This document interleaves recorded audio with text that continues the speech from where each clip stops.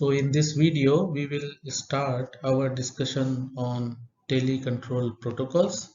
So let's see what are the various telecontrol protocols which we use for SCADA communication.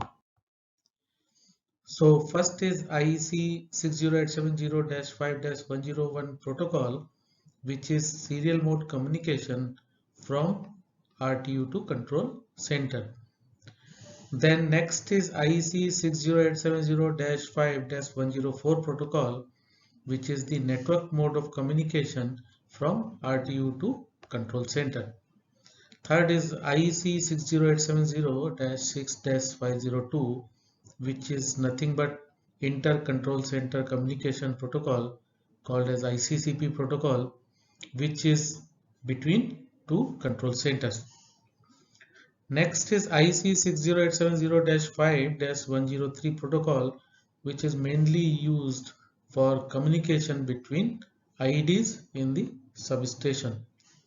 Then we also have DNP 3.0 protocol in serial mode as well as in network mode, that is TCP/IP mode. So now you might be wondering why we call it as a telecontrol protocol, because these protocols were initially developed when we were having telephone lines as main carrier of data communication. So from there we started calling these set of protocols as telecontrol protocols. Now this slide we have taken from Power Grid. So in this slide we will come to know that at which point which type of protocol we utilize. So at the bottom you will see that we have CR panel, that is control and relay panel, where all the meters, relays, circuit breakers are installed. So from the field we will acquire the data with the help of current and potential transformers, which are first coming at the control and relay panel, and then from CR panel the information goes to remote terminal unit. So RTUs will be installed in the substation, where the RTUs will receive data from various transducers such as CT, PT, or the temperature sensor and so on. So this information will be first converted into digital mode, and then RTU will send digital data to the upper level. So this level is called data acquisition and command acquisition level, because here the relay will acquire data from the various sensors, and also it will send trip commands to relays. So this will be the main interfacing level where the SCADA will interface with the field devices. So from the control and relay panel, that is from transducer to RTU, we generally have the wired data communication. In some of the cases we also have the wireless data communication as well, but mostly we will see the wired data communication. So from RTU the data goes to communication front end processor located at the control center. So if the next level of control center is area load dispatch center, so the communication front ender at the ALDC level, the data will be received from RTU. So from RTU to the communication front end processor, the data travels over IC 60870-5-101 or 104. Now at the communication front end level, the data will be further processed.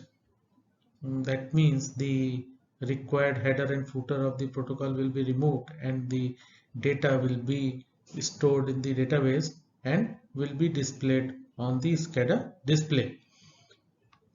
Now from ALDC the data can go to SLDC and then to RLDC and so on. So whenever we have the control center to control center data communication, we will utilize ICCP protocol. Now let's try to understand the remote terminal unit. So remote terminal unit, that is RTU, is a microprocessor controlled electronic device that interfaces objects in a physical world to an SCADA system. It transmits the telemetry data to master SCADA system and control the connected object based on the SCADA command. So SCADA master station gets status of certain circuit breaker from the mapped status point of an RTU.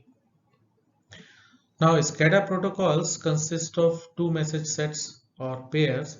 One is master control, which contains the valid statements for master station initiation or the response.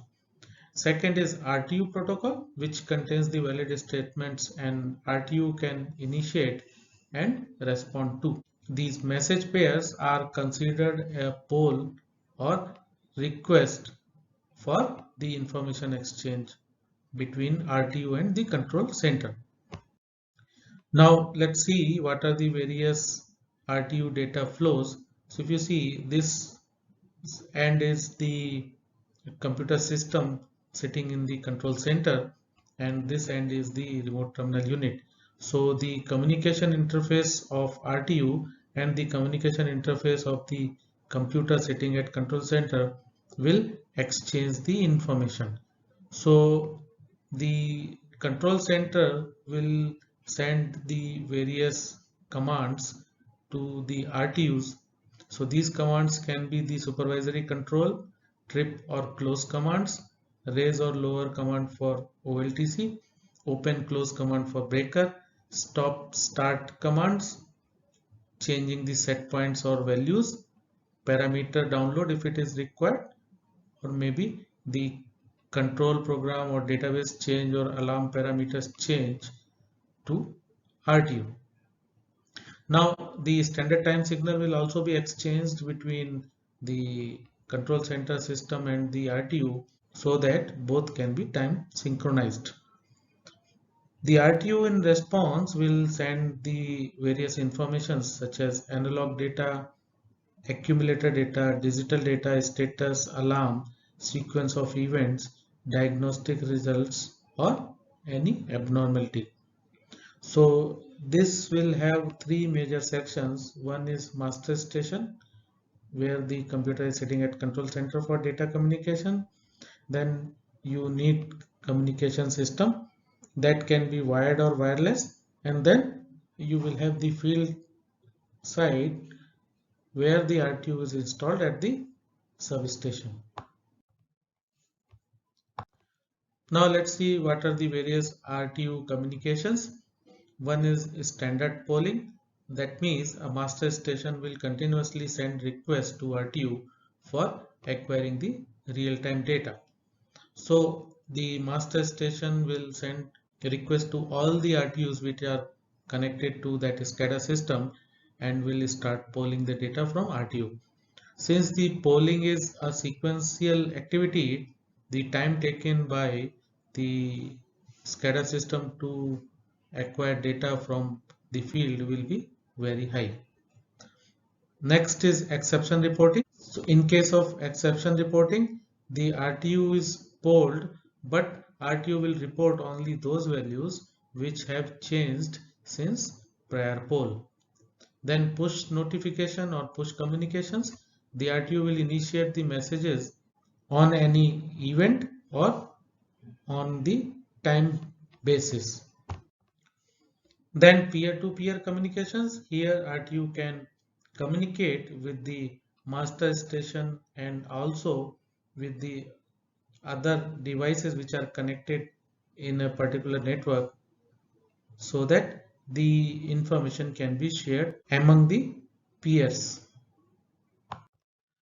Now the RTU connectivity options. So this connectivity option can be divided into two major architectures. One is normal RTU connectivity options, another is critical RTU connectivity options.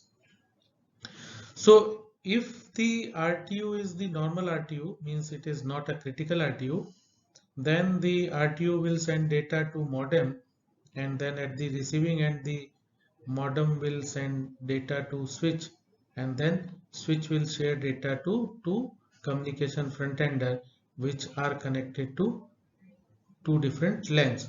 So at the control center level we will have the redundancy in terms of data communication paths, and we have two lanes, so we need two communication front ender which will receive the data from the switch at the same time. So in this case, one SCADA system will be the live SCADA system and another will be the hot standby system, so that if the live fails, the control is transferred to the live standby system. So because of this requirement, we need the data to be simultaneously communicated to two SCADA systems. So that's why we are having two communication front ender. Now the risk involved in this kind of architecture is that if suppose the communication path fails, the RTU data will not be received by either of the communication front ender. So if the RTU is critical, the RTU needs to send data to both of the communication front enders, but through two different communication paths. So here the communication path will be the redundant path, where RTU will send data to one communication front ender through separate communication network having different modems, and then the other communication front ender will also receive data from different modems. So in this kind of structure, even if one communication network fails, the RTU will be able to send data through alternate path. So in this way, we can find out the type of communication architecture required in the field based on the criticality of the data. Now here, since we are having the redundant modems, cost of deployment of such kind of architecture will be little bit higher.